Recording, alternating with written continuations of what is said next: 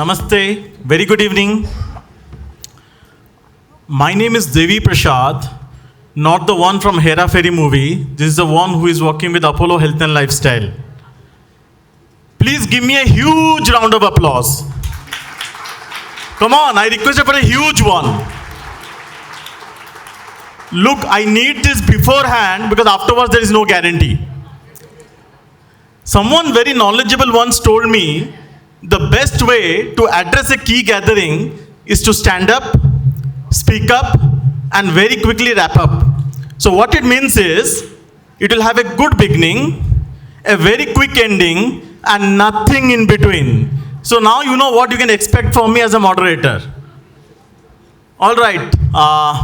I need to definitely thank ITTV and ICON for inviting me, and indeed it's a privilege and honor. So 4 lines for ITTV and ICON and T-Hub as well. हर पर्वत पर money Manik नहीं होते, हर हाथी के माथे पर मुक्ता money नहीं होते, हर जंगल में चंदन के पेड़ नहीं होते, और हर देश में ऐसे forums नहीं होते. A big round of applause for them, please. Now, while I was entering this room today, I was hearing some whispers from the ground, the backside, saying that यार आगे कैसे बैठना है. Let me tell you, friends, the best brains are always found on the last rows of the classroom and conference halls. So keep up the good work. Thank you. Now, coming to the topic, since I have 25 minutes and I need to stick to the time, and I have got the most difficult job of moderating a session. So the topic here is about talent development. So if I have to give you some quick statistics, as per Gartner report, the top 5 priorities for HR leaders or leaders in the year 2024, which is going to the next year, is going to be, first and foremost is leader and manager development. Second is going to be an organizational culture. Third is going to be on technology. Fourth is change management. And the last one is going to be on internal mobility. And it says 26% of the CEOs rank talent shortage as one of the most damaging factors to business outlook. It also says risking impact of AI on organization and workforce, which means 68% of executives agree that the benefits of AI is going to outweigh the risk. And we're also going to talk about the subject, which is about talent development. Now, 2 decades back when I started my journey, HRD was referred as, I was thinking at least, H is for हाँ, R for रुको, D for देखेंगे. मेरा मतलब था HRD का कि हाँ रुको देखेंगे. Today, if you talk about HRD, it is her rose development. Her rose development is linked to talent development. So what is talent development? Basically, quick to the point answer. Talent development is into basically 3 categories: building personal capacity, developing professional capacity, and impacting organizational capacity. So with further ado, what I'll do is I will request my friend Rupal to share her thoughts. How has technology and automation influenced talent development strategies in HR? Thank you so much, Devi, and that was a wonderful, and I'm so glad that we are discussing about this topic of talent development today. As you rightly said, Devi, we have come a long way from हाँ रुको देखेंगे to a boardroom discussion. Today, talent development is definitely a very important boardroom discussion with the ROI clearly visible to the top level. A case in point, I'm sure all of us have read or seen the recent quarterly projections from companies like TCS, HCL, Wipro. All of them have projected a muted revenue growth, but at the same time have shown a very high growth in margin. Now, this is only possible with a very smart talent development strategy that they must have drawn internally, which increases the per person, per FTE productivity. Coming back to the question of how technology and automation has impacted talent development, the previous panel did a wonderful job on touching various aspects of how technology has really impacted different points in the talent development value chain. Thanks to COVID-19 and the influx of Gen Z into the workforce, we always seem to be wanting to stay connected, always be on, and have a seamless experience throughout the value chain. And let me start with the three main attributes with talent development, which are really attract, engage, and motivate. And technology definitely has created a huge impact and it really transformed all these three attributes of talent development. Many of us here, not revealing the age, but yes, we would have started our career at least a couple of decades ago. Imagine your first day, when you joined your office on your first day. I'm sure you can visualize a picture of us carrying huge bundles of papers to complete our joining formalities. Cut to today, when it's all done so seamlessly, you just walk into your organization and feel welcome. Recruitment is currently in a renaissance phase, is what I feel. Earlier recruiters had to sift through thousands of profiles really manually. Now, thanks to the digital transformation, the data insights that we get, with various platforms, we are able to really pull out the most relevant profiles in a jiffy. And also, there are so many other cloud-based technologies which not only help the recruiters at one end, but also ensure that the candidates have a really great experience all throughout the journey. They are well informed about the organization, they're well informed about who's going to be interviewing them. And it's always a very hyper personalization experience that they get through technology. Also, talking about personalization, technology has paved way, digitization has paved way in the way we implement L&D policies in our organization. We are able to perform, we are able to provide personalized, career development paths to our employees. At the end of the day, I think all of us agree that technology is definitely an asset today, and it is required to ensure scalability and efficiency. However, being in the business of people, it is always crucial to remember that the human touch is very invaluable. Great. So what Rupal is saying is, if I have to summarize in just two sentences, in HR domain, when policies clutch, take waves the thread with a seamless touch. Now let me tell you a story, two line in a very lighter mode before I come to my other panelist. So basically, when India came to know that driverless cars are coming, one of the major concern which Indian had was, अगर गाड़ी accident हो जाती है, then whom we are going to beat first, right? So India. However, what Rupal said, technology is changing, perception is changing, mindset is changing. So are we. India बदल रहा है. Now coming to the next top panelist, I will request Miss Sunanda, but before I request her, let me tell you a very short story, and then I will get into the topic with her on which is more on talent development, mindset, and diversity and inclusion. So basically, a father and daughter were playing in a seashore, and suddenly a big wave came in. Right, the daughter is 7 years old, and she told both of them got drenched because of the wave, and she told her father, "Papa, don't worry, you will not get drowned." The father, with a lot of curiosity, asked, "How come, beta?" "Because I am holding your hand." So with this, I know Ms. Sunanda is going to talk about how, in what ways does talent development play a role in fostering diversity and inclusion within the organizations. Over to you. And how it's going to foster diversity and inclusion. Now, taking a cue from Kirti Reddy, start from basics. So, of course, she spoke about much bigger things. These are small concepts, but I think it's important for us to start understanding what is talent. It can be defined in different ways. For me, I look at talent as, a combination of competence and then the commitment and then the contribution from them. So if we are talking about talent development, I think we should focus on all these things. How do we ensure that the competence is increased and then we are making sure that they're ready for the market, whatever it is demanded in the industry, and then commitment. How do we focus on the commitment of the employees? What is motivating them to be committed to the work that they are doing and the organization? And a combination of these three yields your contribution.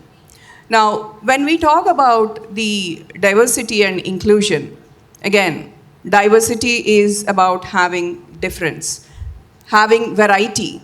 So, firstly, I would like to, really acknowledge the ITTV and ICON, the quality people, for making sure there is diversity in the panel. I see even in the previous panel there is diversity, and the panel that we are in, there is so much diversity, which means there are different perspectives. Each of us are coming from different backgrounds, different perspectives, which is going to add value. So diversity is about making sure that you value people from different backgrounds. It could be gender, it could be ethnicity, race. There are about close to 40 categories when we talk about diversity. So when we say diversity, is it automatically going to become inclusive? Not necessarily. Inclusivity, when we talk about it, it is being valued, it is being heard, and feeling welcome, which I feel here because of the way the panelists have been thought through and then put forth. So when we talk about the way talent development will foster this DEI, I would like to first start with the talent acquisition, because that is where you need to start. So when you look at hiring people, you need to think about, where do I start? Maybe the job description. There are certain, gender-specific words that were being used, which have to be removed, and making sure that it is more gender neutral. And coming from a company where we have offices in Latin America, I understand that certain phrases, certain words are very, very gender specific, and it creates a bias right in the hiring stage. So I think it's important for us to start there to make sure that we make everybody welcome, and that we are including all the people for a particular job. Now, I'll give you an example of what happened when we were hiring from college. Being a product company, and our customers majorly being in the US, the product support had to be done in the night. So when we went to colleges to hire, initially the notification that was given was, this is only for boys. Then our CEO said, why are we restricting? Why don't we leave it to them? Keep it open. And let me tell you, we hired a good number of girls, and I'm really proud to say that they have grown with the organization, and they have grown to become team leads, and then they are doing wonderfully well. That is what I think is about, diversity and inclusivity in this. Great. And as the career progresses, I think what is important when we talk about talent development is, you can't look at one size fits all. Each person is different, and you need to understand the different categories, what they want and what they are looking for. And that's how you have to plan the learning paths, make it flexible. You cannot at this point, because there are different generations, different genders that we are looking at, that we have to tailor these paths for them. So another example that I saw in the organization when we were talking about the Women's Day event and what is important for people. So we looked at, again, the different cultures, because we talk about the learning part.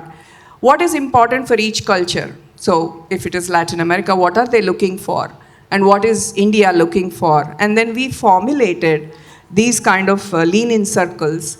And I see that this is very encouraging. So I would suggest, for fostering your diversity and inclusion, it's important to make sure that you have resource groups, flexible career paths for people, and also make sure that there is enough mentoring and then coaching that is being provided. We need to have role models. Unless we have role models, it becomes very hard for people to think about or aspire on what needs to be done. Sure. Yeah. Thank you. Thank you. Sunanda. About his framework of 3C and 3S. 3C is connect, communicate, collaborate. And if you connect with the employees, communicate with their employees and collaborate with their employees, they will say, stay, and strive in the organization. And that's how it fosters inclusivity and diversity, right? So before I go to the next panelist, what I'll do is I'll give you a short story. So basically, all of us take Ola and Uber, right? We take a ride. So Ola and Uber ride लेने के बाद suddenly when the ride gets over, the driver asked me, sir अच्छा rating दे दीजिए. तो मैंने पूछा बहुत प्यार से, भैया क्यों अच्छा रेटिंग देना है? सर अगर अच्छा रेटिंग नहीं देंगे तो HR वाले ट्रेनिंग क्लासरूम में बिठा देते हैं. तो so just to ensure that HR guys are good people here, just like me. So I'm going to move to my next panelist, who is going to be Divya. So Divya, I request your thoughts to share on how does talent development contribute to the identification and nurturing of leadership talent within an organization? Hello. Yeah. Thanks, Devi, for this question, and thanks ITTV today to give me a chance to speak on to nurture the leadership within the organization. So we all know that for a success of the organization, the leaders plays a very vital and important role. And now these days for mid-level companies, we all see that, the founders, the CEOs, we all are running towards 2x growth, 3x growth, 5x growth. But how that growth will come? That growth will come when our leadership team is capable enough and they are aligned to the business goals. So here the learning and development teams within the organization, the HR teams plays a very important role to identify the leaders within the organization. So it is very much important to identify and nurture your leaders, because they are the one who are having the high potential to reach to the particular goal, to reach the organization would reach to a level of a 2x and 3x, growth. And if I quote an example, you are having a ship, they all are captain to that ship. And the entire teams who are performing, non-performing are aligned to it. So their upskilling, their strengthening of skills is very much important. So that comes within the organization when we have a strong learning and development teams. Sure. So what is the most important aspect, what I see with the mid-level companies to focus now these days, to strengthen their L&D teams, which is a major lack with the mid-sized companies. They focus on trainings, but they don't focus on the results of those trainings. And we all do believe that potential leaders are the key drivers for the organization, and the leaders build the leaders further. So it's very much important to focus on that. Yeah. Thank you. Thank you. So normally HR guys need to reach out to the employees. And when I say reach means, here R means resilience. E means empathy. A means authenticity. C means courage, and H means humanity and humility. So do we have the reach to our employees? कहते हैं ना, अगर सब कुछ मिल जाएगा जिंदगी में तो तमन्ना किसकी करोगे? कुछ अधूरी ख्वाहिश तो जिंदगी जीने का मजा देती है. Now before I move to the next panelist, Dr. Pavni. Now before I come to you, let me just tell you, when I was walking in the corridor, in my office, two employees were actually talking to each other, and they asked, "भाई life कैसे चल रहा है?" दो employee बात कर रहे हैं. The employee replied, first one, 2 bar punch, 1 bar lunch और लाइफ है टंच. दूसरा वाला को पूछता है, तेरा लाइफ कैसे चल रहा है? भैया मैंने तो मेरे मैनेजर को बोल दिया है, रघुपति राघव राजा राम, जितना तनख्वाह उतना काम. So with this I'll come to Pavni. So what are some of the emerging trends or shifts you have observed in talent development in the industry? First of all, I would like to thank ITTV for giving me this opportunity. It was an interesting question because nowadays we are really looking into the various changes in our technologies. Previously, we used to have our traditional technologies and centric skills which we are based on. But now the skills have been changed, and we are focusing on the different skills from 2020 vision. we understand, like previously we don't know what is blockchain, we don't know what is AI, what is AR, VR, metaverse, various, all the latest technologies that they are taking place. From 2021 and 22, if we observe, after the COVID, most of the companies are trying to develop the emerging technologies and moving towards the emerging technologies. This was the maze of, I can say, this was the milestone of the changing in the technologies where we are, where the companies are looking in. So if the companies are looking into these areas, again we have to be based on the skills. Skills plays vital role where we are looking into the aspects of observing the latest technologies. That is the reason skills are also important to develop. Nowadays, the colleges are also taking place in moving from the traditional technologies skill development to the latest technology skill development. Previously, we used to have only MCA, BCA, all these stuff. But now, and another best example, BTech Computer Science and BTech IT. But nowadays, we are telling BTech in AI, BTech in MLAL. These are the various different skill-centric oriented programs that really helps the industry to take it immediately, the talent into the industry and take it to the next level. I don't want to take much time as we have very less time. Thank you, Dr. so much. Pavni. So basically, just to summarize, what she's saying is that also saying that, sir, would you like to buy vegetables and eggs? His owner tells him, your core skill is cleaning the car. How come you're talking about selling vegetable and eggs? He answers, sir, my core skill is flexibility. Right? How flexible are we in the workforce that matters, right? And for this, what is most important is, do we display trust in the organization? And what do you mean by trust? Trust means, जो पत्थर चोट खाकर टूट जाता है, वो कंकर बन जाता है. जो पत्थर चोट खाकर टूट जाता है, वो कंकर बन जाता है. जो पत्थर चोट खाकर सह जाता है, वो शंकर बन जाता है. So with this, I'll just summarize the entire discussion because we are just on time. We have 1 minute, I'll summarize it. At last but not the least, what I feel is to win in the marketplace, we need to first win in the workplace. Traditional ways of doing business won't work for the next generation leaders because due to demand of complexity, the going on creating standards in which executives are expected to solve problems that have no precedent, right?